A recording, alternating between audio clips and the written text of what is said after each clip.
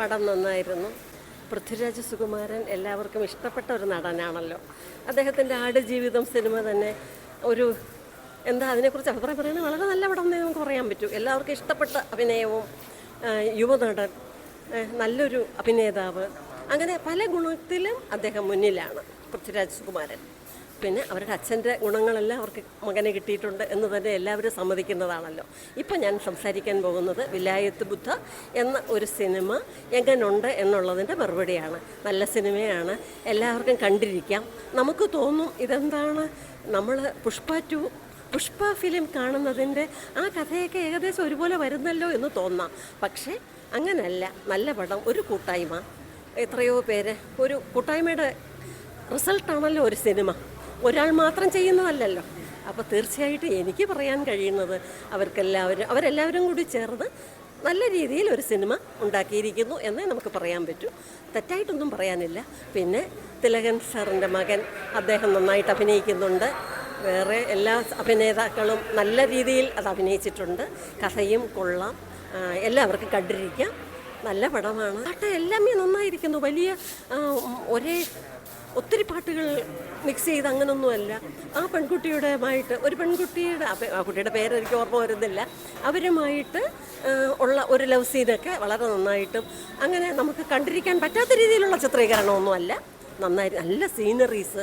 ശരിക്കും പറഞ്ഞാൽ കാടൊക്കെ നമ്മൾ ചെന്ന് കണ്ടാലേ നമുക്ക് കാണാൻ പറ്റും, കാട് ഒക്കെ. പക്ഷേ ഇത് നമ്മൾ ഒരു 150 രൂപയോ 200 രൂപയോ ചിലവാക്കിയാലും എന്തൊരു പ്രകൃതി ഭംഗിയാണ് നമ്മൾക്ക് ആ സിനിമയിലൂടെ കാണിച്ചു തരുന്നത്. അതെത്രയായാലും നല്ല കാര്യമല്ലേ. എനിക്കത് ഇഷ്ടപ്പെട്ടു എന്നേ എനിക്ക് പറയാൻ പറ്റൂ.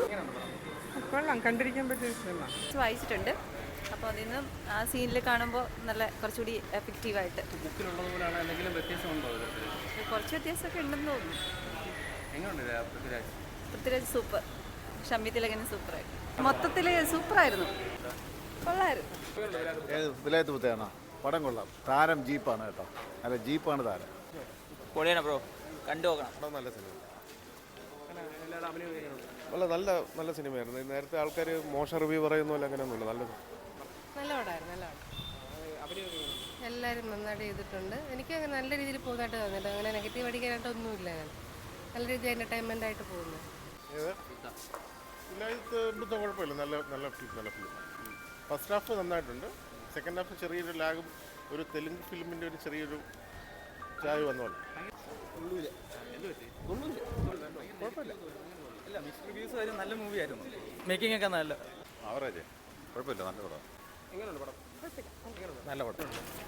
വിലായത്ത് സൂപ്പർബാണ്. GR ഇന്ദുഭവൻ്റെ തിരക്കഥയ്ക്കനുസരിച്ച് കഥയ്ക്കനുസരിച്ച് വന്നിട്ടുണ്ട്.